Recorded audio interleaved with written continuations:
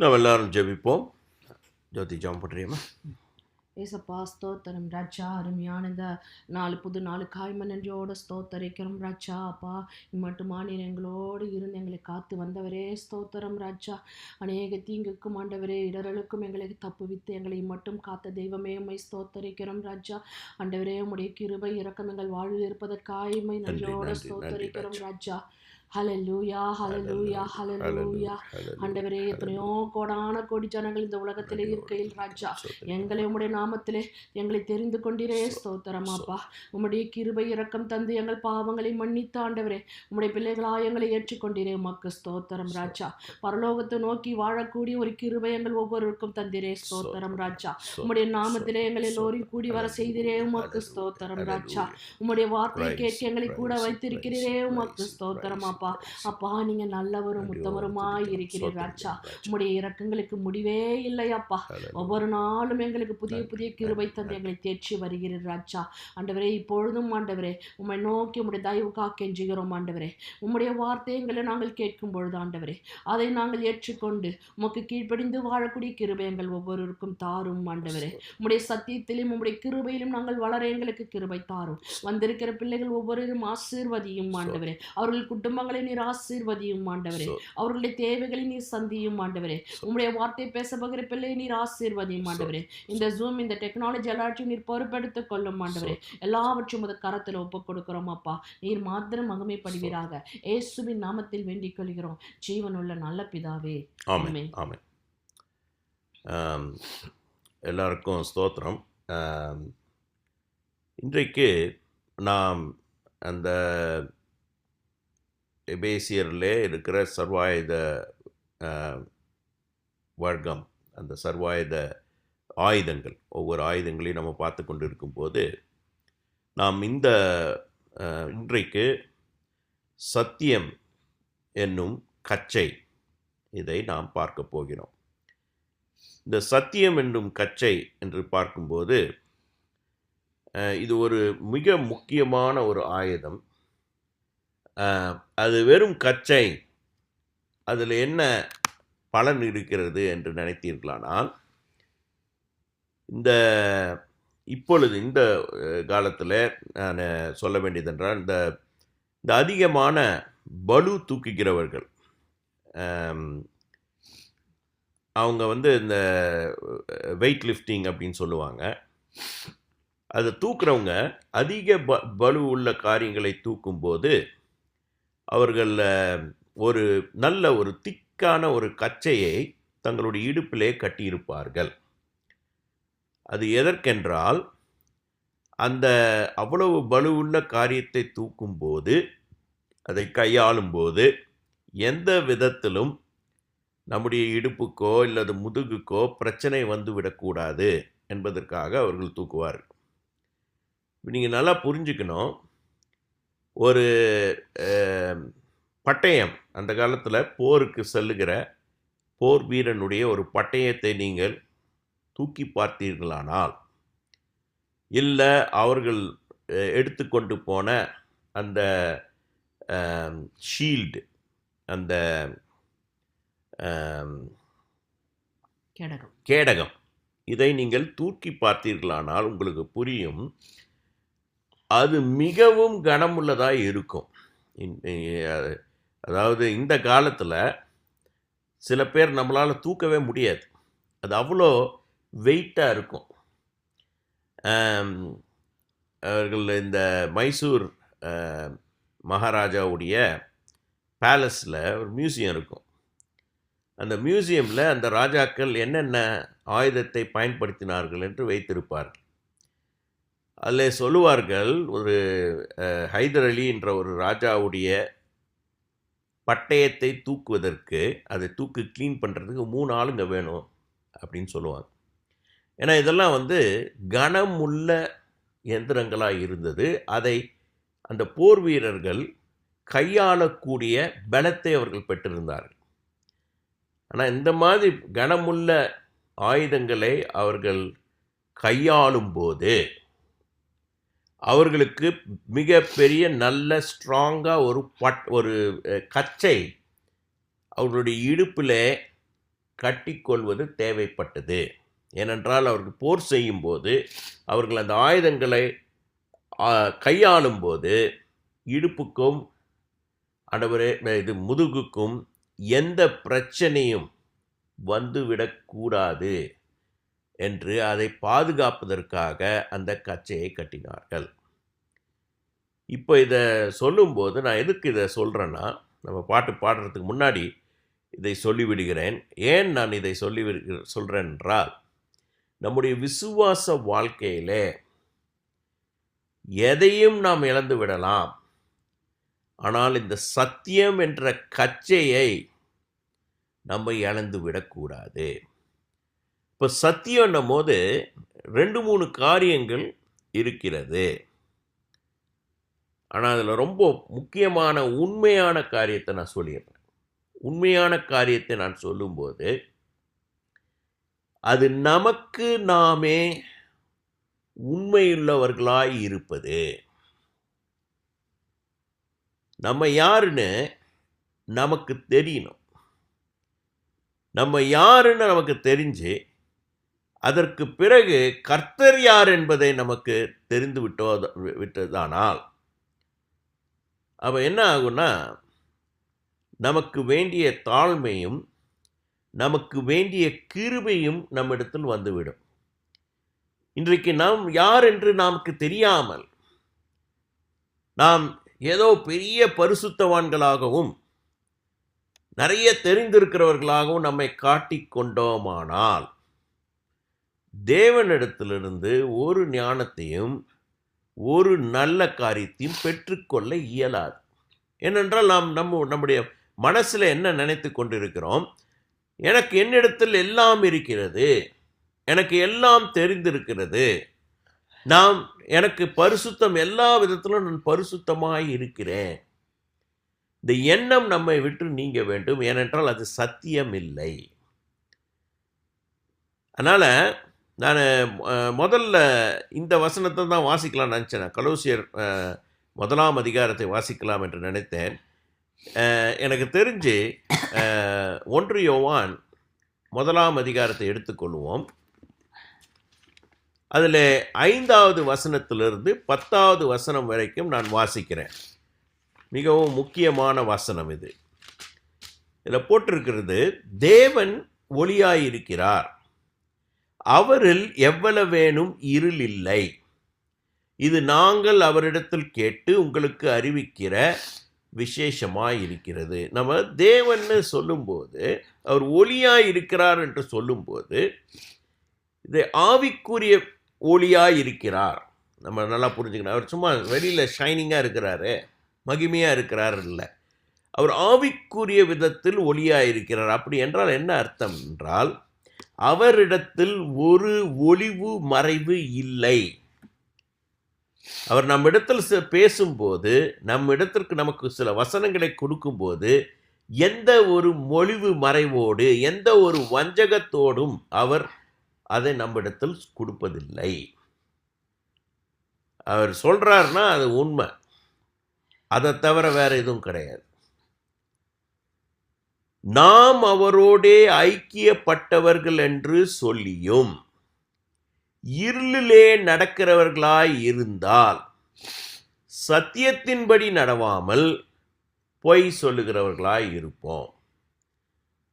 அப்போ நம்ம அவரோடு கூட இருக்கிறோம், அவர்கிட்ட நடக்கிறோம். நான் ஏசப்பாவை பின்பற்றுகிறேன், ஏசப்பாவிடம் நடக்கிறேன்னு சொல்லும்போது நம்மிடத்திலும் எந்த ஒளிவும் மறைவும் இருக்கக்கூடாது. அங்க என்ன போட்டிருக்கு, அவர் ஒளியாய் இருக்கிறது போல நாமும் ஒளியிலே நடந்தால் ஒருவரோடு ஒருவர் ஐக்கியப்பட்டிருப்போம். அவருடைய குமாரனாகிய இயேசு கிறிஸ்துவின் இரத்தம் சகல பாவங்களையும் நீக்கி நம்மை சுத்திகரிக்கும். அப்போ என்ன, இங்கே இந்த 1 யோவான் 1:7 என்ற வசனம் ரொம்ப முக்கியமானது. நாம் ஒளியில் இருக்கும்போது அப்படின்னா நம்ம பரிசுத்தமாக இருக்கிறோம் என்று சொல்லவில்லை. நாம் ரொம்ப அன்பில் பரிசுத்தம் உள்ளவர்களாகவும் குற்றம் இல்லாதவர்களாகவும் இருக்கிறோம் என்று சொல்லவில்லை. ஆனால் உண்மையை ஒத்துக்கிறோம். நாம் அந்த உண்மையை ஒத்துக்கொள்ளும் போதுதான் இங்க ஒருவரோடு ஒருவர் ஐக்கியப்பட்டிருப்போம்னு போட்டிருக்குது. இது வேத வசனம் சில நேரத்தில் கர்த்தர் நம்ம கிட்ட சொல்லும்போது 2-3 காரியத்தை ஒரே சென்டென்ஸில் சொல்லிடுவார். இது வேத வசனத்துக்கு, இயேசுனுடைய வசனத்துக்கு, இயேசுனுடைய ஆவினால் எழுதப்பட்ட வசனத்துக்கு கொடுக்கப்பட்ட ஒரு விலையேறப்பெற்ற சிலாக்கியம். ஒரே வசனம் 2 காரியத்தை குறிக்கும். அந்த மாதிரி நிறைய வசனங்கள் இருக்குது. இங்கே போட்டிருக்குது ஒருவரோடு ஒருவர் ஐக்கியப்பட்டு இருப்போம்னு போட்டிருக்கிறது. என்னன்னா, இது இயேசுவோடும் ஒரு பரிசுத்தவானோடும் ஒரு விசுவாசியோடும் இருக்கிற ஐக்கியமும் காண்பிக்கிறது. விசுவாசிகள் எல்லாருக்குள்ளாகவும் இருக்கும் ஒரு ஐக்கியத்தையும் இது காண்பிக்கிறது. நாம் ஒளியில் நடந்தால் ஒருவரோடு ஒருவர் ஐக்கியப்பட்டிருப்போம் என்பது, நாம் ஒருவருக்கு ஒருவர் உண்மையாயிருந்தால், நாம் இயேசுவுக்கு உண்மையாயிருந்தால், அப்ப என்ன ஆகுதுன்னா அந்த ஒரு ஐக்கியம் உண்டாகிறது. இங்க ரொம்ப முக்கியம் பாருங்க. நாம் இயேசுவோடு ஐக்கியப்பட்டிருந்து ஒருவரோடு ஒருவர் ஐக்கியப்பட்டிருந்தால், இங்க என்ன போட்டிருக்குன்னா, பாவங்களை மன்னித்துன்னு போடல. அவருடைய குமாரனாகிய இயேசு கிறிஸ்துவின் ரத்தம் சகல பாவங்களையும் மன்னித்துன்னு போடல. பார்த்துக்கோங்க. அவருடைய குமாரனாகிய இயேசு கிறிஸ்துவின் ரத்தம் சகல பாவங்களையும் நீக்கி நம்மை சுத்திகரிக்கும். அப்படின்னா பாவத்தை மன்னிப்பது மாத்திரம் அல்ல, அந்த பாவம் நம்மை விட்டு நீங்கிவிடும். இந்த செய்கிற தப்பு அதுக்கு மேலே செய்ய மாட்டோம். இதில் நல்லா புரிஞ்சுக்கோங்க. விசுவாசிகளும் பொய் பேசுகிறோம், விசுவாசிகளும் திருட்டு வேலைகள் செய்கிறோம், இல்லை என்று யாரும் சொல்ல முடியாது. ஆனால் நம்ம விசுவாசிகளுக்குள்ளே நம்ம ஐக்கியப்படும் போது, இப்போ ஃபார் எக்ஸாம்பிள் இந்த மீட்டிங்க்கு வந்திருக்கும் போது நம்ம ஒருவரோடு ஒருவர் நல்லவர்களாய் நடிக்க ஆரம்பித்து விடுவோம். அப்படி நடித்தாலும் நம்மை அறியாமலேயே நம்மிடத்தில் இருக்கும் பெருமையும், நம்மிடத்தில் இருக்கும் நான் ரொம்ப நல்லவன் என்ற யோசனைகளும் வெளியே வந்துவிடும். அப்போ இந்த மாதிரி காரியங்கள்லாம் நான் எதுக்கு இதெல்லாம் சொல்கிறேன்னா, நம்ம எவ்வளவுதான் முயற்சி செய்தாலும், ஒழுக்கமாய் இருந்தாலும், காலையில் எழுந்து ஜெபித்தாலும், சில பாவங்கள் நம்மை அறியாமலேயே வெளிப்பட்டுவிடும். ஏனென்றால் அதுதான் நம்முடைய சுவாபம். அப்போ அது நம்மை விட்டு நீங்க வேண்டுமானால் உண்மையான ஒரு ஐக்கியம் நமக்கும் இயேசுவுக்கும் இருக்க வேண்டும். உண்மையான ஐக்கியம் நமக்கும் மற்ற விசுவாசிகளுக்கும் இருக்க வேண்டும். ஏன்னா இயேசு என்ன சொல்லிட்டாரு, நீங்கள் எல்லாம் ஒன்றா சேர்ந்து, அதாவது விசுவாசிகள் எல்லாம் ஒன்றாக சேர்ந்து ஒன்றாக கூடி சில காரியங்களை செய்ய வேண்டும். ஒரு இடத்துல சொல்கிறாரு, நீங்கள் எதை கட்டுகிறீர்களோ அது பரலோகத்தில் கட்டப்படும், நீங்கள் எதை கட்டவிழ்க்கிறீர்களோ அது பரலோகத்திலே கட்டவிழ்க்கப்படும். இது சபையாக ஒருத்தங்க கூடி வரும்போது அநேக அற்புதங்களை இயேசு நடப்பிக்கிறார், பரிசுத்த ஆவியானவர் நடப்பிக்கிறார். அப்போ நம்மளுடைய வாழ்க்கையில், நம்மளுடைய குடும்பங்களில், இப்போ நம்ம சர்வாயுத வர்க்கம் சொல்கிறோம். இதெல்லாம் என்ன? பிசாசினுடைய செய்கைகள், பிசாசினுடைய ஆதிக்கம் நம்மளுடைய வாழ்க்கையிலும் நம்மளுடைய குடும்பத்தையும் விட்டு நீங்க வேண்டுமானால், இயேசு நம்மகிட்ட கேட்கறது என்னன்னா, பெருசாக நிறைய சாங்கியம் சடங்காச்சாரங்களை செய்யுங்க, இதை செய்யுங்க, அதை செய்யுங்கன்னு அவர் சொல்லல. ஆனால் என்ன சொல்கிறாரு, நீங்கள் உண்மையாயிருங்கள். ஓகே, அதனால தான் இங்கே என்ன போட்டிருக்கிறார் இவர் யோவான் 1:8, நமக்கு பாவம் இல்லை என்போமானால் நம்மை நாமே வஞ்சிக்கிறவர்களாய் இருப்போம், சத்தியம் நமக்குள் இராது. பாருங்க, இங்கே பாவம் அப்படின்னு நம்ம சொல்லும்போது நம்ம எல்லாம் சொல்லிக்குவோம். இப்போ விசுவாசிகளுக்குள்ள இருக்கிற ஃபேஷன் என்னன்னா, ஏய் நான் இவ்வளோ தப்பு பண்ணேன், நான் அன்றைக்கு அவ்வளவு தவறு செய்தேன் என்று சொல்லுவோமே ஒழிய நம்முடைய உள்ளான மனதில் என்ன யோசனை இருக்கிறது என்பதை நம்ம எக்ஸாமின் பண்ணி, அதாவது நம்ம யோசித்து நிதானித்து பார்க்க வேண்டும். ஏனென்றால் நாம் பாவி என்று நாம் அறிவோமானால் பிறகு முன்னூறுத்தரும் பாவிதான். அவர்கள் செய்வதில் நாம் குற்றம் கண்டுபிடிக்க மாட்டோம். நாம் பாவி என்று நாம் உண்மையாய் உணர்வோமானால் இப்போ நம்ம தப்பு பண்ணுற மாதிரி தான் இன்னொருத்தங்களும் தவறு செய்வார்கள். இந்த எண்ணம், இந்த மனப்பக்குவம் வருவது மிக மிக கடினம். அதுக்கு தான் நம்ம அதை ப்ராக்டிஸ் பண்ணணும்.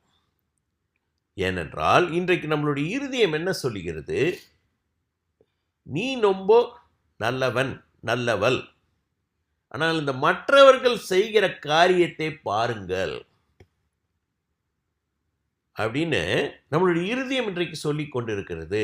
அந்த இருதயம் அப்படி சொல்லிச்சுன்னா இங்கே என்ன போட்டிருக்குது, நம்மை நாமே வஞ்சிக்கிறவர்களாய் இருப்போம், சத்தியம் நமக்குள் இராது. ஏன்னா ரொம்ப முக்கியமான ரொம்ப உண்மையான சத்தியம் என்னவென்றால் நாம் பாவிகள். இந்த தேர்ஸ்டே எங்கள் வீட்டில் ஒரு பைபிள் ஸ்டடி நாங்கள் நடத்தினோம். கர்த்தருக்கு ஸ்தோத்திரம். முதலாக கர்த்தர் வீட்டிலேயும் ஒரு கூட்டத்தை கூட்டி கொண்டு வந்தார். அதில் ஒரு சகோதரி, அவங்க இன்னும் விசுவாசி இல்லை, அவங்க இருந்தாங்க. நான் இந்த காரியத்தை சொல்லி கொண்டிருந்தேன், நாம் எல்லாம் பாவிகள் என்று சொல்லி கொண்டு இருக்கும்போது அவர்கள் சொன்னார்கள், ஆனால் குழந்தைகள் தவறே செய்வதில்லை அப்படி சொன்னார்கள். அவர்கள் பேச ஆரம்பித்தார்கள்.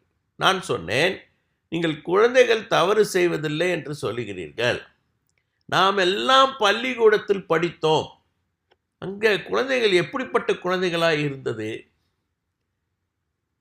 அப்படின்னு பார்க்கும்போது நமக்கே தெரியும், நாம் பள்ளிக்கூடத்தில் இருக்கும்போது நம்மையும் சேர்த்து மற்ற குழந்தைகளும் யாரும் நல்லவர்களாய் இருந்ததில்லை. நாம் ஒவ்வொரு குழந்தையும் பார்த்தீர்களால் கேலி செய்வதும் இந்த காரியம்லாம் வெறும் சிறு குழந்தையில வந்து விட்டது. எனக்கு ஒரு நண்பர் இருக்கிறார், அவங்க அப்பாவுக்கு கை ஒன்று கட்டாயிடுச்சு. ஒரு கை அவருக்கு ஒர்க் ஆகலை. எப்போ நான் சொல்கிறது 50 வருடங்களுக்கு முன்பாக. அந்த நண்பருக்கு 60 வயது இருக்கும். என்ன உனக்கு என்ன சொன்ன? 50 வருடங்களுக்கு. உனக்கு இப்போ 50 வயசு தான். அதான் 50 வருடங்களுக்கு முன்பாகன்னு நான் சொன்னேன். அதாவது என் நண்பருக்கு இல்லை, என் நண்பருடைய தகப்பனுக்கு 50 வருடங்களுக்கு முன்பாக, 50 வருடம் கூட இல்லை, 60 வருஷத்துக்கு முன்பாக. ஏன்னா அந்த நண்பர் என்னோட 10 வருஷம் பெரியவர். அவருடைய தகப்பனுக்கு கை கட்டானனால இங்கே அமெரிக்காவில் உங்களுடைய வீட்டிலே வசதி கொஞ்சம் குறைவாக இருந்தால், நம்ம இந்தியாவிலும் இருக்குது இது, உணவு ஃப்ரீயாக கொடுத்துருவாங்க. குழந்தைங்களுக்கு உணவு லஞ்ச் டைமில் ஃப்ரீயாக கொடுத்துருவாங்க. இங்கே எல்லாருக்குமே உணவு கொடுப்பாங்க. அது இன்னொன்று என்னென்னா, எல்லா குழந்தைங்களுக்கும் இந்த ஊரில் உணவு உண்டு. நம்ம ஊர் மாதிரி பணக்காரர்களுக்கு தனியான ஸ்கூலு, ஏழைங்களுக்கு தனியாக, எல்லாமே நல்ல ஸ்கூல் இருக்கும். அந்த ஸ்கூலில் இருக்கும்போது இவர் என்னிடத்தில் என்ன சொன்னார் என்றால், சிம்சன் உனக்கு தெரியுமா, நான் ஸ்கூல் டைமில் லஞ்சே சாப்பிட மாட்டேன்.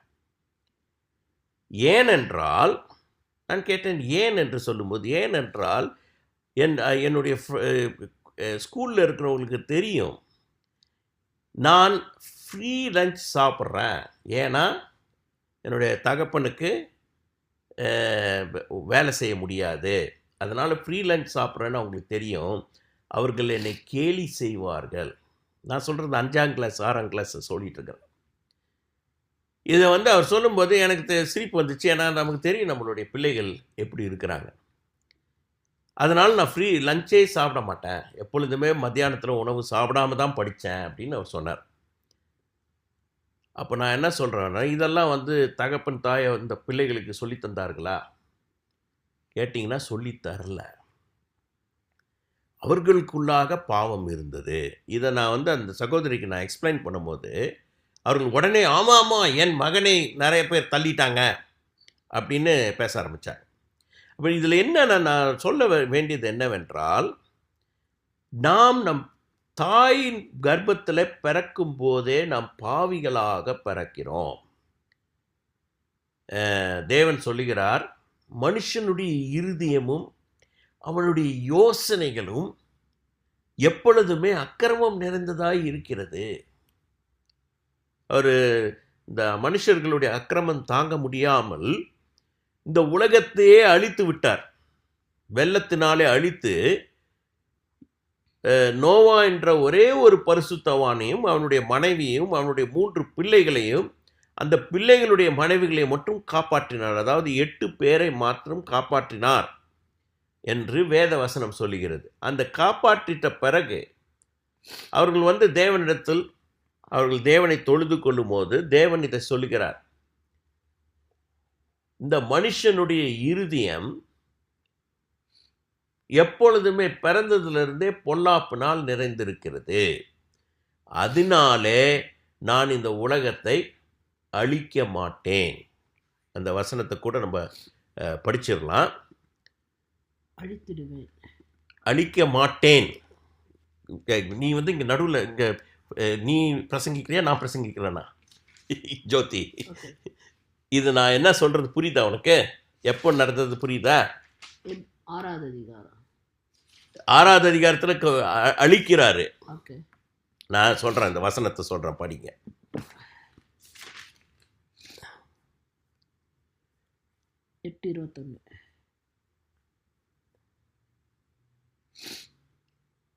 அவன் என்ன சொல்கிறாரு, அப்பொழுது நோவா கர்த்தருக்கு 8:20 படிக்கிறேன். இப்போ என்னென்னா இந்த நான் இவங்களுடைய அக்கிரமத்தினால அழிப்பேன்னு சொல்லி அழிச்சிட்டார். அழித்து முடித்த பிறகு இப்போ நோவாவும் அந்த மற்ற நோவாவுடைய குடும்பமும் வெளியே வராங்க. அப்பொழுது நோவா கர்த்தருக்கு ஒரு பலிப்பீடம் கட்டி சுத்தமான சகல மிருகங்களிலும் சுத்தமான சகல பறவைகளிலும் சிலவற்றை தெரிந்து கொண்டு அவைகளை பலிப்பீடத்தின் மேல் தகன பலியாக பலியிட்டான். சுகந்த வாசனையை கர்த்தர் முகர்ந்தார். அப்பொழுது கர்த்தர், இனி நான் மனுஷன் நிமித்தம் பூமியை சபிப்பதில்லை, மனுஷனுடைய இருதயத்தின் நினைவுகள் அவன் சிறு வயது தொடங்கி பொல்லாததாயிருக்கிறது, நான் இப்பொழுது செய்தது போல இனி சகல ஜீவன்களையும் சங்கரிப்பதில்லை, பூமியிலுள்ள நாளளவும் விதைப்பும் அறுப்பும் சீதளமும் உஷ்ணமும் கோடை காலமும் மாரி காலமும் பகலும் இரவும் ஒளிவதில்லை என்று தம்முடைய உள்ளத்தில் சொன்னார். நான் இது எதுக்கு இதை சொல்கிறேன்னா, இது தேவனே சொல்கிறார். ஒருத்தர் சிறு வயது தொடங்கி பொல்லாதவனாக இருக்கிறான். அதனால் இன்றைக்கு நீங்கள் நல்லா புரிஞ்சுக்கணும், இன்றைக்கி ஏன் நம்ம தப்பு பண்ணிட்ட பிறகு நமக்கு ஒன்றும் ஆகிறதில்ல,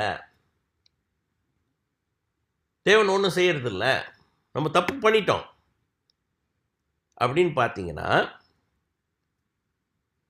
நல்லா புரிஞ்சுக்குங்க. ஏன்னா தேவன் இந்த வாக்கு தத்தத்தை அவரை கொடுத்துட்றார். இங்கே என்ன சொல்கிறாரு, பூமி இருக்கிற வரைக்கும் விதைப்பு அறுப்பு சீதளம் உஷ்ணம் கோடை காலம் மாரி காலம் இதெல்லாம் இருக்கும், இதெல்லாம் ஒழியாது. ஏன்னா மனுஷன் பிறந்ததுலேருந்தே அக்கிரமக்காரனாக இருக்கிறான். ஸோ இந்த ஆசீர்வாதத்தை இயேசு வருவதற்கு முன்பாகவே தேவன் நமக்கு கொடுத்து விட்டார்.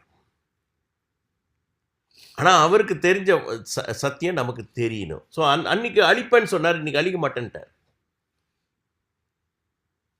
ஜோதி புரிச்சா?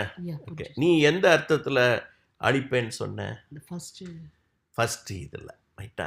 ஓகே, சரி சரி, சாரி, இல்லை நான் கேட்டுக்கிட்டேன். ஏன்னா ஓகே, நான் இப்போது யோவானுக்கே போயிடுறேன். அப்போ அதனால தான் இங்கே போட்டிருக்கு, நமக்கு பாவம் இல்லை என்போமானால் நம்மை நாமே வஞ்சிக்கிறவர்களாக இருப்போம், சத்தியம் நமக்குள் இராது. நம்முடைய பாவங்களை நாம் அறிக்கையிட்டால் பாவங்களை நமக்கு மன்னித்து எல்லா அநியாயத்தையும் நீக்கி நம்மை சுத்திகரிப்பதற்கு அவர் உண்மையும் நீதியும் உள்ளவராய் இருக்கிறார். இப்போ இன்றைக்கு இயேசு எதுக்கு இந்த உலகத்துக்கு வந்தார்? நான் எதற்கு இயேசுவை விசுவாசிக்க வேண்டும்னா, நல்லா புரிஞ்சுக்குங்க, இந்த காரியத்துக்கு தான். அதில் என்ன போட்டிருக்குன்னு நல்லா புரிஞ்சுக்குங்க. பாவங்களை நமக்கு மன்னித்து எல்லா அநியாயத்தையும் நீக்கி நம்மை சுத்திகரிப்பதற்கு அவர் உண்மையும் நீதியும் உள்ளவராய் இருக்கிறார். அவர் மன்னிப்பது மாத்திரம் அல்ல, அதை நம்மை விட்டு நீக்கி விடுகிறார். ஏனென்றால் பாவம் என்றது நமக்கு ஒரு பழக்கமாக வந்துடுது. இது நமக்கு ஒரு பழக்கமாக வந்துடுது. புரியுதுங்களா? அதனால இதை முழுவதையும் அவர் நீக்கி சுத்திகரிக்கிறார். அதற்கு அவர் உண்மை உள்ளவராக இருக்கிறார். ஆனால் நாம் நம்முடைய பாவங்களை அறிக்கையிட்டால் அப்படின்னு போட்டிருக்குது. இந்த பாவங்களை அறிக்கையிடுவதுன்றது இது ரொம்ப ஒரு இன்ட்ரெஸ்டிங் சப்ஜெக்ட். இதெல்லாம் நான் எதுக்கு சொல்கிறேன்னா, சத்தியம்னாலே அதாங்க, தேவன் சத்தியம் உள்ளவராக இருக்கிறார். ஓகே, தேவ வசனம் சத்தியம் உள்ளதாக இருக்கிறது. இதெல்லாம் சத்தியம். அதை நம்ம முக்கால்வாசி விசுவாசிகள், தேவனை விசுவாசிக்கிறவர்கள், இயேசுவை விசுவாசிக்கிறவர்கள் ஒருத்தர் கூட பைபிளில் எழுதியிருக்கிறதெல்லாம் பொய்ன்னு சொல்ல மாட்டாங்க. வேத வசனமெல்லாம் உண்மை சத்தியம்ன்றுவாங்க. ரைட்டா? அந்த வசனத்தை நம்ம படிக்க வேண்டும், பின்பற்ற வேண்டும்னு எல்லாம் சொல்லுவாங்க. யாருமே இந்த வசனத்தை நாம் பின்பற்றக்கூடாதுன்னு சொல்ல மாட்டாங்க, இல்லையா? இப்போ பாவத்தை அறிக்கை செய்ய வேண்டும்னு சொல்லும்போது நாம்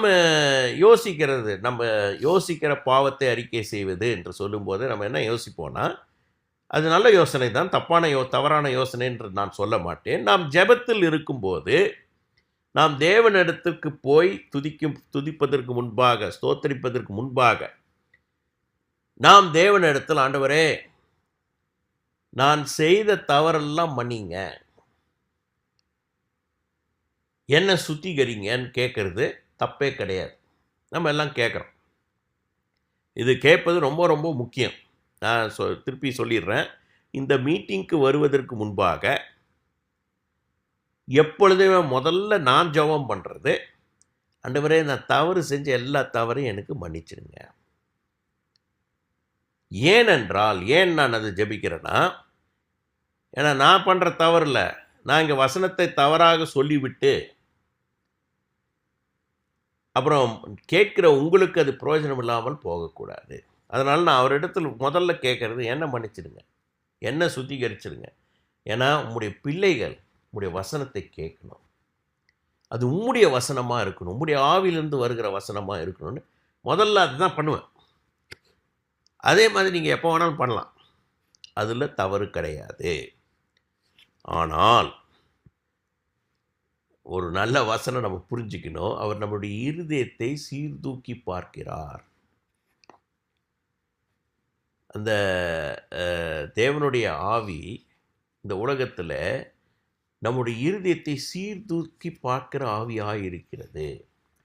அப்படின்னா என்ன அர்த்தம்னா, நம்ம அவரிடத்தில் எங்களை மன்னியும் சொல்லும்போது அதே மனப்பான்மை நம்ம இடத்துல இருக்கணும். அப்போ என்னன்னா, பாவங்களை மன்னியும் சொல்லும்போது, அதுவும் எந்த பாவன்றதே நமக்கு தெரியாது, ஆனால் பாவங்களை மன்னியும் சொல்கிறதுக்கு நம்ம சொல்கிறோம் இல்லையா, அந்த மனப்பான்மை நம்மளுடைய இருதயத்தில் இருக்கணும். அப்போது மற்றவர்களை நாம் என்ன பண்ண மாட்டோம், குற்றம் பிடிக்க மாட்டோம். புரியுதுங்களா? ஏனென்றால் நான் இப்போ சொல்கிறேன் பாருங்கள், நிறைய நேரத்தில் நாம் நான் வந்து சில நேரத்தில் சிலரை பார்த்த உடனே கோபம் வர ஆரம்பிக்கும். சாதாரணமாகவே சில நேரத்தில் நம்ம வந்து அந்த கோபத்தை வெளிப்படுத்துவோம். அப்போ நம்ம வந்து அந்த கோபம் வர்றதுக்கு முன்பாக சில நேரத்தில் கர்த்தர் நமக்கு கொஞ்சம் நேரம், அவர் கிருபையாக இருந்தாரானால் சில நேரத்தை சில நிதானத்தை நமக்கு கொடுப்பார்.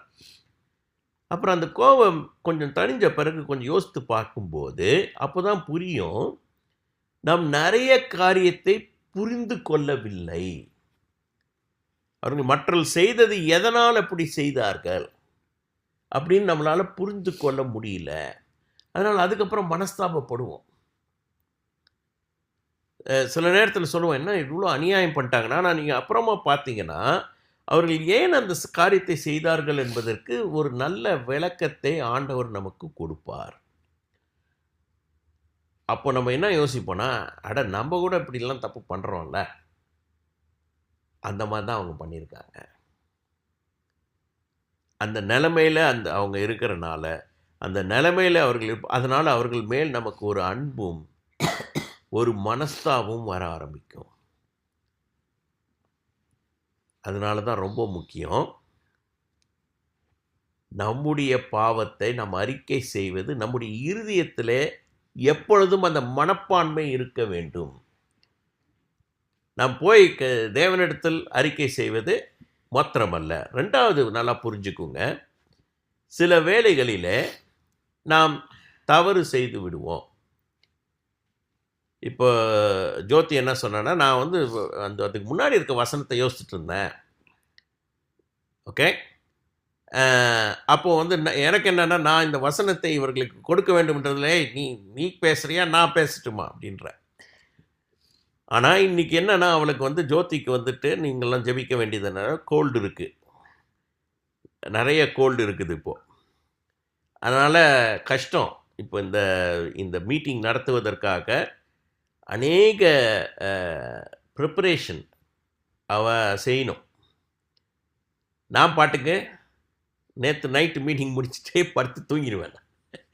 அவள் தான் செய்யணும். ஸோ அப்படி இருக்கும்போது அந்த வசனத்தை சரியாக அவள் கேட்கல. நான் எந்த காரியத்திலேருந்து வருகிறேன்னு கேட்கவில்லை. ஆனால் இப்போ என்ன ஆச்சுன்னா, நம்ம வந்துட்டு நான் வந்து ஒன்று சொன்னேன், அப்புறம் சொல்லும்போது இந்த மீட்டிங்லேயே அவள் சொல்லிட்டா சாரி அப்படின்னு. அப்போ நான் என்ன சொல்கிறேன்னா, நம்ம பாவத்தை அறிக்கை செய்வது தேவனிடத்தில் மட்டும் இல்லை, நம் ஒருவர்கிட்ட நம்ம செஞ்ச தவற ஒத்துக்கொள்ளும் போது அங்கே அன்பு பெறுகிறது.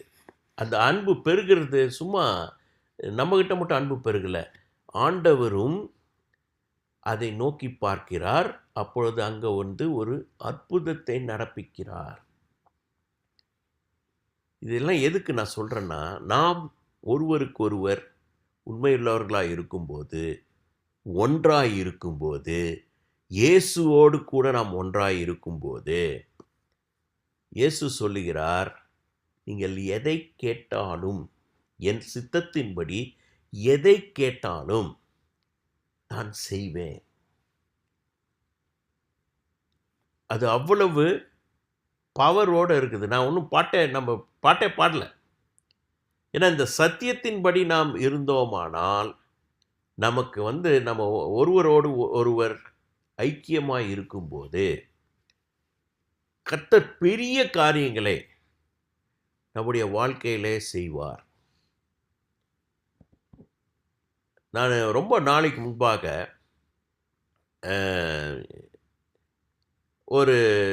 ஒரு நாள் என் வாழ்க்கையில் நிறைய பிரச்சனைகள் இருந்தது. நான் விசுவாசியெல்லாம் ஆயாச்சு. எனக்கு பிரச்சனைகள் இருந்தபோது யாரோ ஒரு பரிசுத்தவான் ஒரு பிரசங்கத்தில் சொன்னார், நீங்கள் உங்கள் பிரச்சனையெல்லாம் நீ வந்து ஒரு பேப்பரில் எழுதி வைத்து விட்டு அதற்காக ஜெபித்துக்கொள். அப்போ அவர் கர்த்தர் அந்த பிரச்சனைகள் எல்லாவற்றையும் நீக்கி விடுவார். நான் ஒரு 20 பிரச்சனை இருந்தது எனக்கு. நான் அதை பேப்பரில் எழுதி அவர் சொன்ன மாதிரி ஜெபம் பண்ணேன். எனக்கு என்ன ஆச்சரியம் என்றால், நான் நினைத்தேன் ஒரு வருடத்திலோ ஒரு 2 வருடத்திலோ கர்த்தர் சில அற்புதங்களை செய்து அந்த பிரச்சனைகள் எல்லாவற்றையும் மாற்றி விடுவார். நீங்கள் யோசித்திருக்க மாட்டீங்க, ஒரே மாதத்தில் கர்த்தர் அதை எல்லாவற்றையும் மாற்றிவிட்டார். அப்போ நம்ம அறிக்கை செய்வது எவ்வளவு முக்கியம் என்பதை நான் சொல்லுகிறேன். ரைட்டா? நம்ம சில நேரத்தில் நம்ம ஏமாத்திட்டு இருப்போம். அது நாளைக்கு சரியாயிடும், நாளைக்கு சரியாயிடும்னு. ஆனால் சரியாகாது. ஆனால் நம்ம அதை எழுதி வைத்து ஜெபிக்க வேண்டும். என் மனைவிக்கு கொஞ்சம் சர்க்கரை நோய் இல்லை. அந்த சர்க்கரை நோய்க்கு வரத்துக்கு முன்னாடி ஒரு காரியம் நடப்பதை டாக்டருங்க சொல்லியிருக்கிறாங்க. அவளுடைய குடும்பத்தில் நிறைய பேருக்கு சர்க்கரை நோய் இருப்பதுனால அவள் கொஞ்சம் அது ஜாக்கிரதையாக இருக்கிறான். அப்போ அவள் அப்பப்போ மெஷர்மெண்ட் பண்ணி, ஐயோ மேலே ஏறுது கீழே இறங்குதுன்னு, அது இன்னும் சர்க்கரை நோயே வரல, அதுக்கு முன்னாடி இருக்கிற நம்பரை அவள் சொல்லுவாள்.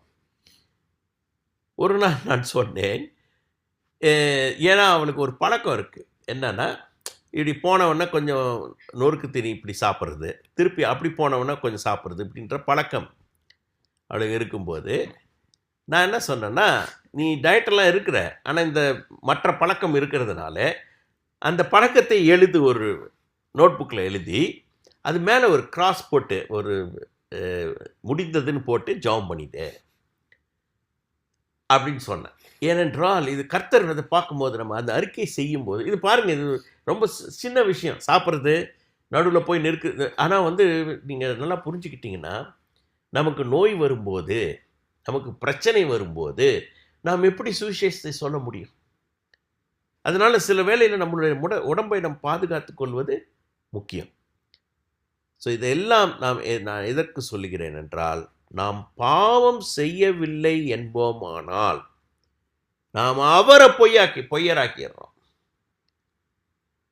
அநேக வேளையில் நான் ரொம்ப எல்லாம் நல்லா இருக்கேன், அப்போ அவர் எதுக்கு சிலுவையில் அவ்வளோ பாடுபடணும், அவ்வளோ ரத்தத்தை சிந்த வேண்டும்? நாம் எல்லாரும் நல்லவர்களாக இருந்தோமானால் அவர் எதற்கு ரத்தம் சிந்த வேண்டும்? அவசியம் இல்லைல்ல. அதனால தான் இங்கே போட்டிருக்கு, நாம் பாவம் செய்யவில்லை என்போமானால் நாம் அவரை பொய்யராக்குகிறவர்களாக இருப்போம், அவருடைய வார்த்தை நமக்குள் இராது. சரி, நம்ம ரொம்ப நேரம் எடுத்துட்டோம். இந்த பாட்டு முதல்ல இந்த பாடலை நாம் பாடுவோம். பாடிப்பட்ட பிறகு இன்னொரு விதமான இந்த சத்தியம் என்னன்னா, நாம் பாவிகள் என்று இருக்கிற அறிவு ஒரு சத்தியம். அடுத்த சத்தியம் என்ன என்பதை நம்ம கொஞ்சம் பார்த்துருவோம். ஆனால் இப்போ நம்ம இந்த பாடலை நாம் பாடுவோம். இந்த வருவோம், தருவோம், ஜெபிப்போம், ஜெயிப்போம் என்ற பாடலை நாம் பாடிடுவோம். ஹல்லேலூயா.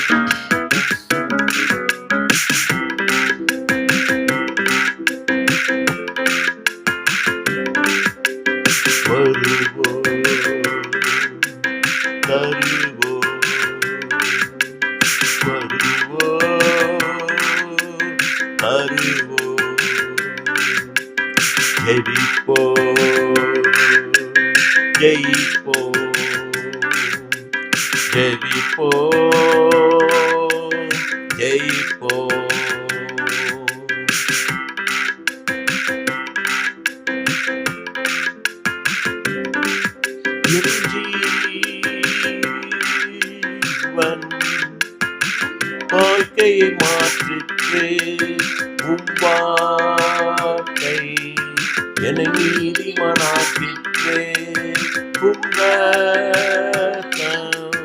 என்னை முற்றிலும் கழுவிற்று உம்மாவி, என்னை நித்தியம் சேர்த்திற்று ஜீவன், என் வாழ்க்கையை மாற்றிற்று உம்வார்த்தை, என்னை நீதிமானாக்கிற்று உம்ரத்தம், என்னை முற்றிலும் கழுவிற்று உம்மாவி, என்னை நித்தியம் சேர்த்திற்று வருவோம் தருவோம் நம் வாழ்க்கையை இயேசுவுக்கே. ஜெயிப்போம் அவர் வார்த்தையின் வல்லமையால். வருவோம் தருவோம் நம் நேரத்தை இயேசுவுக்கே. ஜெயிப்போம் அவர் நாமத்தின் வல்லமையால்.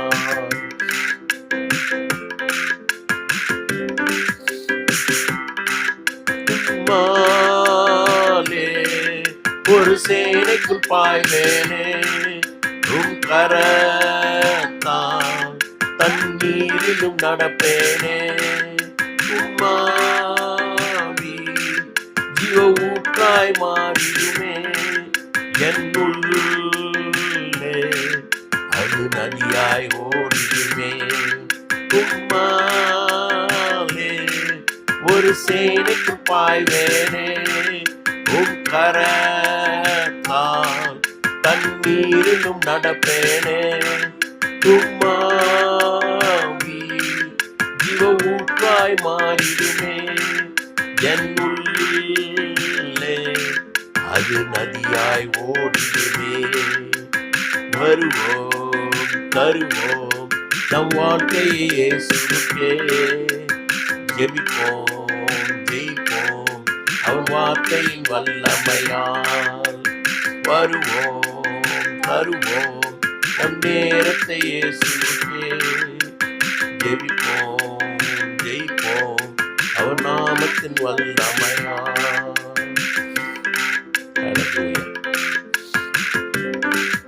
அந்த காலத்தில் என் வெளிச்சம் நீ தானே, ஒரு நோயிலும் உன் கிருபை என்னை தாங்கும். என் சுமையெல்லாம் அந்த சிலுவையில் சுமந்தீரே, என் கண்ணீரை உம் அன்பே துடைத்திடுமே.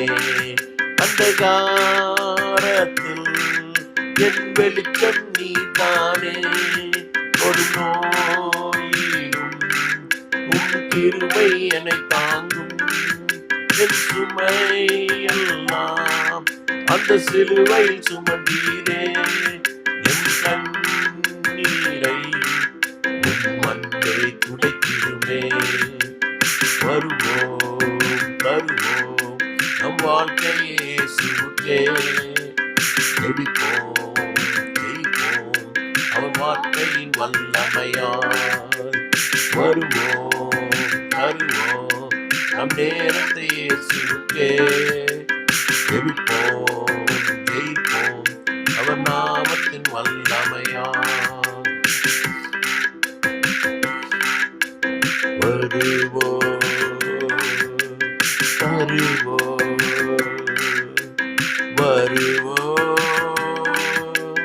தருவோம். ஜெயிப்போம்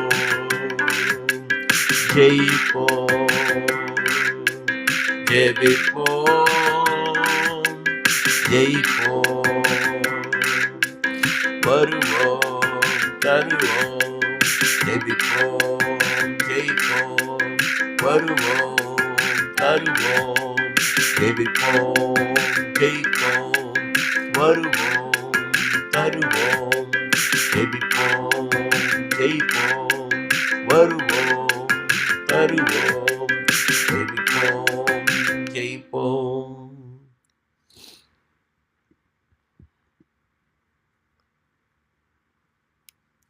இந்த பாட்டுக்கு அப்புறம் நான் இன்னொரு சத்தியம், அதாவது ஒரு சத்தியம் தான் சொல்லிட்டேன். இப்போ நாம் பாவிகள் என்ற மனப்பான்மை நம்மிடத்தில் இருக்க வேண்டும். அது இருக்கும்போது அது நமக்கு ஒரு கச்சை, அந்த சத்தியம் ஒரு கச்சையாக மாறுகிறது. ஏன் இந்த சத்தியம் ஒரு கச்சையாக இருக்கணும்னா, இந்த சத்தியம் இல்லைனாங்க நீங்கள் தேவ வசனத்தை எடுத்து கையாள முடியாது. விசுவாசத்தை கொண்டு எதையும் செய்ய முடியாது, தூக்க முடியாது. தூக்குனானா பிரச்சனை வந்துடும். ஸோ அதனால் இந்த சத்தியத்தை நம்ம சொல்லிவிட்டோம். ஆனால் இந்த சத்தியம் ஏன் நான் சத்தியத்தில் இருக்கணும் அப்படின்னு கேட்கும்போது இந்த இன்னொரு வசனத்தை நாம் பார்ப்போம். இது யோவான்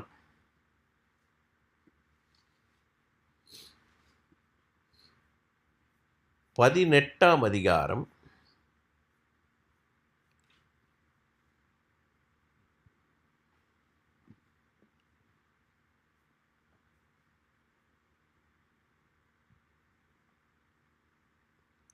33வது வசனத்திலேருந்து நான் வாசிக்கிறேன். யோவான் 18:33 இது வந்து இயேசு சிலுவையில் அறையப்படுவதற்கு முன்பாக அந்த ரோமர் தலைவனிடத்தில் போய் பேசுகிறார். ஏன்னா அந்த தலைவன் பிலாத்து வந்து விசாரிக்கிறான் இயேசுவை. அப்பொழுது பிலாத்து மறுபடியும் அரண்மனைக்குள் பிரவேசித்து இயேசுவை அழைத்து, நீ யூதருடைய ராஜாவா என்று கேட்டான். இயேசு அவனுக்கு பிரதியுத்தரமாக, நீரா இப்படி சொல்லுகிறீரா, அல்லது மற்றவர்கள் என்னை குறித்து இப்படி உமக்கு சொன்னார்களா என்றார். பிலாத்து பிரதியுத்தரமாக, நான் யூதனா? உன் ஜனங்களும் பிரதான ஆசாரியரும் உன்னை என்னிடத்தில் ஒப்புக் கொடுத்தார்கள். நீ என்ன செய்தாய் என்றான். இயேசு பிரதியுத்தரமாக, என் ராஜ்யம் இவ்வுலகத்திற்குரியதல்ல. என் ராஜ்யம் இவ்வுலகத்திற்குரியதானால் நான் யூதரிடத்தில் ஒப்பு கொடுக்கப்படாதபடிக்கு என் ஊழியக்காரர் போராடி இருப்பார்களே.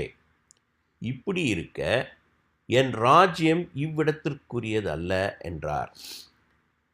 அப்பொழுது பிலாத்து அவரை நோக்கி, அப்படியானால் நீ ராஜாவோ என்றான். இயேசு பிரதியுத்தரமாக, நீர் சொல்லுகிறபடி நான் ராஜாதான். சத்தியத்தை குறித்து சாட்சி கொடுக்க நான் பிறந்தேன். இதற்காகவே இந்த உலகத்தில் வந்தேன். சத்தியவான் எவனும் என் சத்தம் கேட்கிறான் என்றார். அப்போ இங்கே பாருங்கள், இதில் 2 சத்தியம் இருக்குது. முதல் சத்தியம், இயேசு இந்த உலகத்திற்குரிய ராஜ்யத்தை ஸ்தாபிக்க அவர் வரவில்லை. அவருடைய ராஜ்யம் இந்த உலகத்திற்குரியது அல்ல.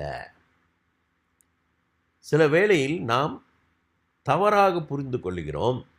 இயேசு நம்மை இந்த உலகத்தில் நம்மை ராஜாவாக வைக்கிறார், நம்முடைய சபையை ஒரு ராஜ்யமாக மாற்றுகிறார் என்று தவறாக எண்ணம் கொண்டு நாமும் நம்முடைய சபையும் அநேக தவறு செய்கிறோம். நம்ம நல்லா புரிஞ்சுக்கணும், இயேசு இந்த உலகத்தில் எந்த ஒரு பெரிய ராஜ்யத்தையும் ஸ்தாபிக்க வரவில்லை. அவர் பரலோக ராஜ்யத்தை ஸ்தாபிக்க வந்தார். 1. 2வது, அவர் என்ன சொல்கிறாரு, அவர் சத்தியத்தை குறித்து சாட்சி கொடுக்க வந்தார். சத்தியவான், அதாவது சத்தியத்தை ஏற்றுக்கொள்ளுகிறவன் என் சத்தம் கேட்கிறான். அப்போ உண்மை இருக்கிறவங்க அவருடைய சத்தத்தை கேட்பாங்க. இப்போ அந்த இதே யோவானில் நிக்கேதேமு என்ற ஒரு பரிசேயன் ஒருத்தர் இருந்தார். பரிசேயர்னால் நல்லா வேதத்தை படித்தவர், அந்த இஸ்ரவேல் ஜனங்களுடைய மூத்த தலைவர். அவர் ராத்திரியில் வந்து சொல்கிறார் இயேசுக்கிட்ட, நீர் தேவனிடத்திலிருந்து வந்தவர் என்று எனக்கு தெரியும். தேவனிடத்திலிருந்து வராவிட்டால் நீர் இவ்வளவு அற்புதங்களை செய்ய மாட்டேன்னு இயேசுவிடத்தில் சொல்லும்போது இயேசு என்ன சொல்கிறாரு, ஒருவன் மறுபடியும் பிறவாவிட்டால் அவன் தேவனுடைய ராஜ்யத்தை பார்க்க முடியாதுன்றார். இப்போ அதில் சொல்லும்போது அவர் என்ன சொல்லுவார்னா, நாங்கள் கண்டதை குறித்து சாட்சி கொடுக்குறோம். அவர் சொல்லுவார், பரலோகத்திலிருந்து இந்த உலகத்துக்கு வந்தவங்க வேறு யாருமே இல்லை என்னை தவிர. நாங்கள் பார்க்குறத சாட்சி கொடுக்குறோம். என் சாட்சியை நீங்கள் ஏற்றுக்கொள்வதில்லை அப்படின்றார். அப்போ நீங்கள் நல்லா புரிஞ்சுக்குங்க, இந்த சத்தியம் என்றும் கச்சை நம்ம இடத்துல இல்லைன்னா நம்ம இயேசு சொல்கிறத கேட்க மாட்டோம். இயேசுனுடைய சத்தம் நமக்கு கேட்காது அப்படின்னு இங்கே போட்டிருக்கு. இதை புரிஞ்சுக்குங்க. அப்போ அதனால தான் சத்தியம் ரொம்ப ரொம்ப முக்கியம்னு நான் சொல்ல வரேன். இப்போ இந்த இந்த சத்தியத்தில் ரொம்ப முக்கியமான சத்தியத்தை நாம் இப்பொழுது பார்க்க போகிறோம். இன்னும் கொஞ்ச நேரம் தான் இருக்குது, பட் பார்த்துடலாம். நாம் இந்த தானியேல் புஸ்தகத்தை மறுபடியும் எடுத்துக்கொள்வோம். தானியேல் 10ஆம் அதிகாரத்தை நாம் எடுத்துக்கொள்வோம். இந்த 10ஆம் அதிகாரத்தில் நாம் 10ஆம் அதிகாரம் 19வது வசனத்திலிருந்து 11ஆம் அதிகாரம் முதல் வசனம் வரைக்கும் படிக்கணும். இந்த இதை தெரிஞ்சுக்கிறதுக்கு.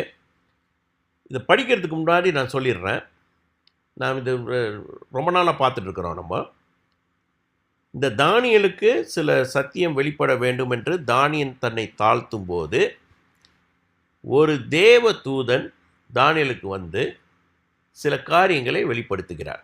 ஆனால் அந்த தேவதூதன் சொல்கிறார், என்ன சொல்கிறாருன்னா, இந்த பெர்சியாவில் இருக்கும் ஒரு அதிபதி என்னை தடுத்து கொண்டு இருந்தான், என்னோடு தர்கித்து கொண்டு இருந்தான். அப்பொழுது இன்னொரு தேவதூதனாகிய மிகாவேல் என்ற தேவதூதன் வந்து எனக்கு உதவி செய்ததுனாலே நான் அவனை அங்கே விட்டுட்டு இங்கே வந்திருக்கேன்னு சொல்லுவார். அப்போ இந்த பெர்சியாவின் அதிபதி யாருன்னா, இது இந்த உலகத்தில் இருக்கிற அதிபதி இல்லை, அந்த வான மண்டலத்தில் இருக்கிற ஒரு பிசாசினுடைய தூதன். அந்த தூதன் என்ன பண்ணுறான்னா, இந்த இந்த சத்தியமே இந்த தானியேலுக்கு வெளிப்படுத்தப்படக்கூடாதுன்றதுக்காக அவன் தர்கிக்கிறான். ஸோ இதை வச்சு தான் நம்ம சொன்னோம், நமக்கு வந்துட்டு நம்மளுடைய ரத்தத்தோடு மாம்சத்தோடு மாத்திரம் நமக்கு போராட்டம் இல்லை, மற்ற வான மண்டலங்களில் இருக்கிற எல்லா பொல்லாத ஆவிகளோடும் நமக்கு போராட்டம் உண்டுன்னு அதை வச்சு தான் பார்த்தோம். ரைட்டா? அப்போ அந்த தேவதூதன் அவன் வந்து பார்க்கும்போது தானியேலுக்கு பலனற்று போய் விடுகிறது. ஏனென்றால் அவன் பரலோகத்திலிருந்து பரிசுத்தவானாக அவன் அங்கே வரும்போது நாம் இந்த உலகத்தில் இருக்கிறவர்களுக்கு பலன் இல்லாமல் போய்விடும். அதான் நடக்குது. ஆனால் 18வது வசனத்தில் நான் படிக்கிறேன், அப்பொழுது மனுஷ ரூபமான ஒருவன் திரும்ப என்னை தொட்டு என்னை திடப்படுத்தி, பிரியமான புருஷனே பயப்படாதே, உனக்கு சமாதானம் உண்டாவதாக, திடங்கொள் என்றான். இப்படி அவன் என்னோடு பேசுகையில் நான் திடங்கொண்டு அவனை நோக்கி, என் ஆண்டவர் பேசுவாராக, என்னை திடப்படுத்தினேரே என்றேன். அப்பொழுது அவன், நான் உன்னிடத்திற்கு வந்த காரணம் இன்னதென்று உனக்கு தெரியுமா? இப்பொழுது நான் பெர்சியாவின் பிரபுவோடு யுத்தம் பண்ண திரும்பி போகிறேன். நான் போன பின்பு கிரேக்க தேசத்தின் அதிபதி வருவான். அப்படின்னா இது என்ன ஆகுதுன்னா, அங்கே மிகாவேலை விட்டுட்டு வந்திருக்கிறார் இவர், இந்த தேவதூதன். இவர் மறுபடியும் போய் அந்த பிசாசனுடைய அந்த ஒரு தூதனோடு இவர் சண்டை போடணும். நாங்கள் என்ன சொல்கிறாரு, நான் அங்கே போய் அவங்ககிட்ட யுத்தம் பண்ண போகிறேன். நான் அடுத்தது கிரேக்க நாட்டை அதாவது இந்த நாட்டுடைய அதிபதின்னு சொல்லும் போது இவங்க பிசாசும் ஒவ்வொரு நாட்டுக்கும் ஒரு அதிபதி வச்சிருக்குது. அந்த அதிபதியும் வருவான்னு போட்டிருக்கு. அப்புறம் அவர் என்ன சொல்கிறாரு, சத்திய எழுத்திலே கண்டிருக்கிறதை நான் உனக்கு தெரிவிப்பேன். உங்கள் அதிபதியாகிய மிகாவேலை தவிர என்னோடு கூட அவர்களுக்கு விரோதமாய் பலங்கொள்கிற வேறொருவரும் இல்லை. அதாவது இந்த தேவதூதனுக்கு இந்த மிகாவேல் என்ற தூதன் உதவி செய்கிறார் என்று சொல்லுகிறார். அப்புறம் நீங்கள் 11வது வசனத்தில் முதலாம் வசனத்தை நீங்கள் பார்த்தீங்கன்னா, மேதியனாகிய தரியு அரசாண்ட 1ஆம் வருஷத்திலே நான் அவனை திடப்படுத்தவும் பலப்படுத்தவும் அவனுக்கு துணை நின்றேன்.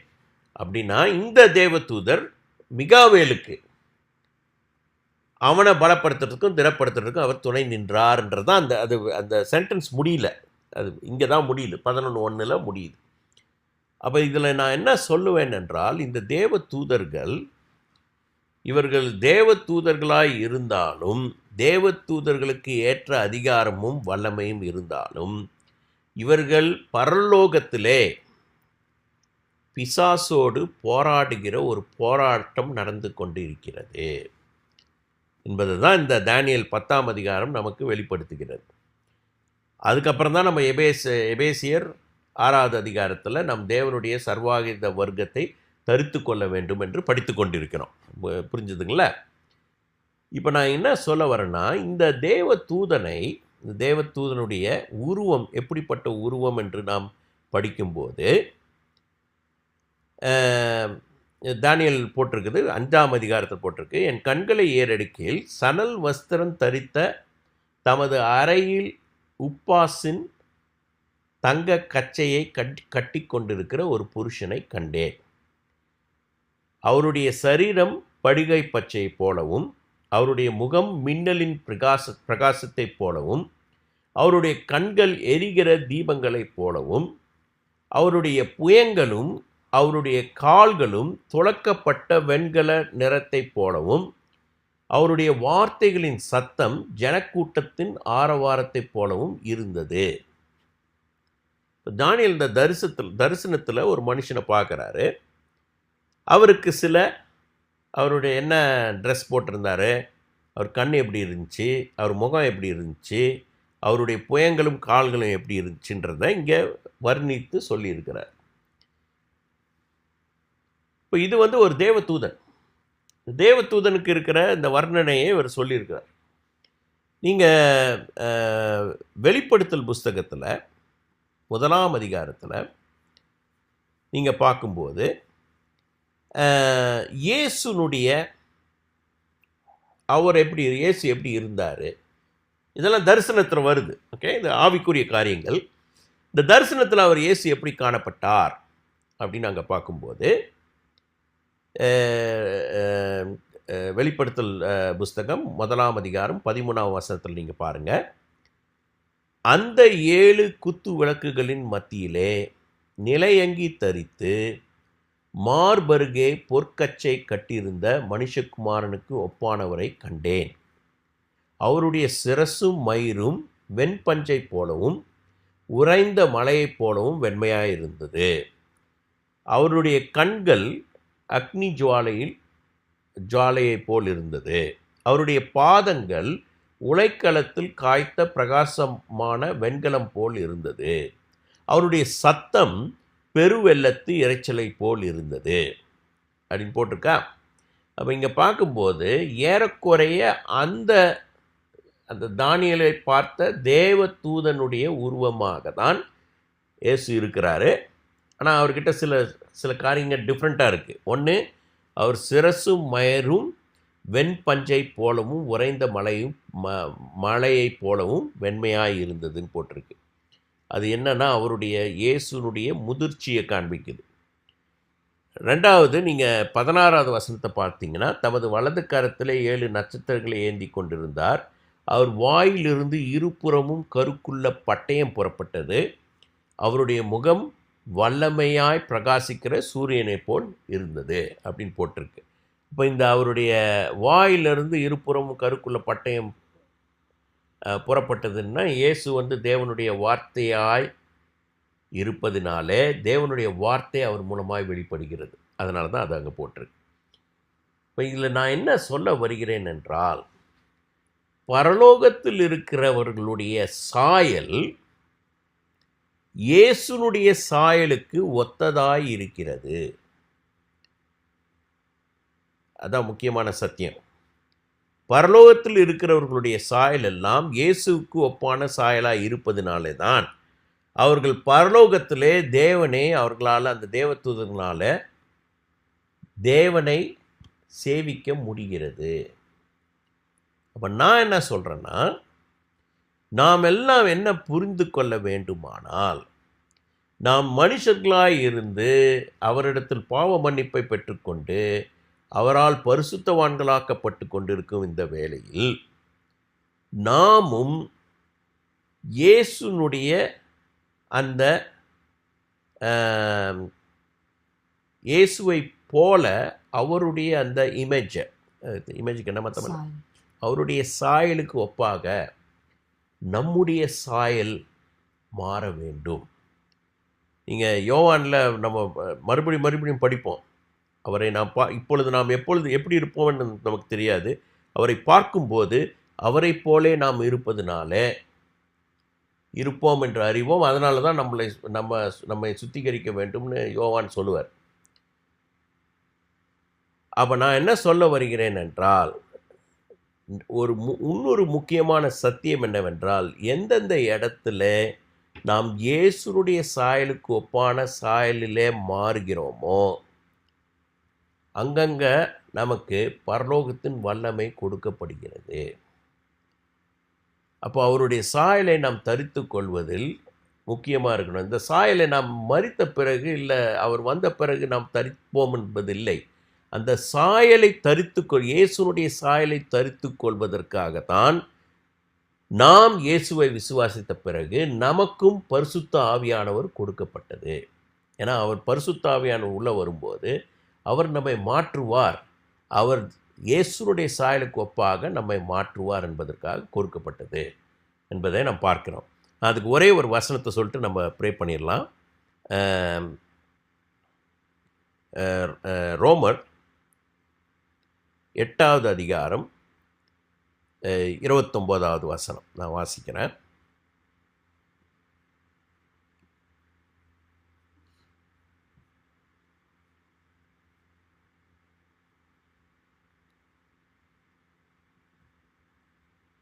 தம்முடைய குமாரன் அநேக சகோதரருக்குள்ளே முதற்பேரனாராய் இருக்கும் பொருட்டு தேவன் எவர்களை முன்னறிந்தாரோ அவர்களை தமது குமாரனுடைய சாயலுக்கு ஒப்பாயிருப்பதற்கு முன்குறித்திருக்கிறார். நல்லா புரிஞ்சுக்குங்க, இன்றைக்கு நம்மை தேவன் வழி நடத்தி கொண்டு இருக்கிறார்.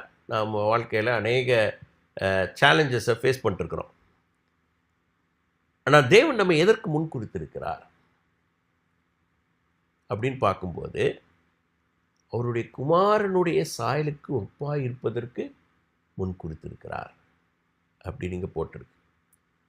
இன்னும் நிறைய வசனங்கள் இருக்குது, எப்படி நாம் அவருடைய சாயலை ஏற்றுக்கொள்ள வேண்டும், அவருடைய சாயலிலே வளர வேண்டும் என்பதை போட்டிருக்கு. ஆனால் நல்லா புரிஞ்சுக்குங்க, நாம் அவரை சந்திப்பதற்கு முன்பாக அவருடைய சாயலிலே அவருடைய சாயலினாலே நம்ம உருமாற்ற பெற வேண்டும். அப்போ தான் அவரை நாம் அங்கே சந்திக்க முடியும். இதை நான் சொல்கிறது, சாயல் மாறினா நம்முடைய உள்ளான ஆவியிலே நம்முடைய சாயல் மாற வேண்டும்.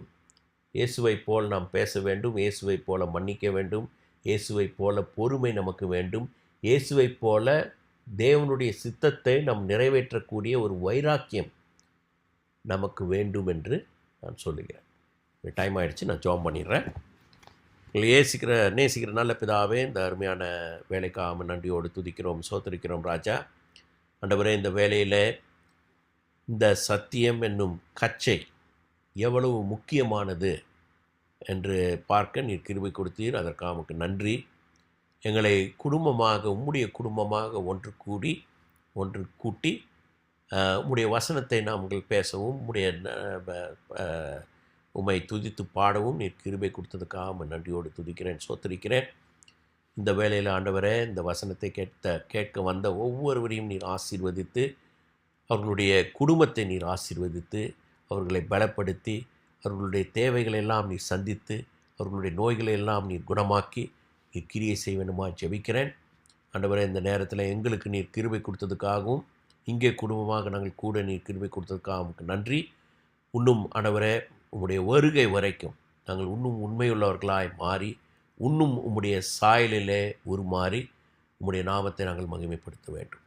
உம்முடைய கரத்தில் எங்களை ஒப்புக் கொடுக்கிறோம். இயேசு நாமத்தில் வேண்டிக் கொள்கிறேன், ஜீவன் நல்ல பிதாவே.